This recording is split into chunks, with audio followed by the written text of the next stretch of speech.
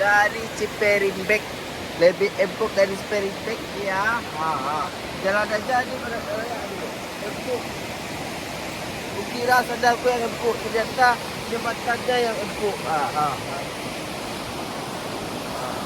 Oh dia airnya berwarna biru. Itu kenapa biru nggak tahu itu. Coba kita lihat tuh. Kabarnya kalau airnya itu menghantam ke dinding itu banyak emas biasanya sadar. Karena letter T itu air, kalau air besar tuh menghantam ke dinding. Itu emas banyak di situ. Kalau orang tambang emas banyak sadar. Ya.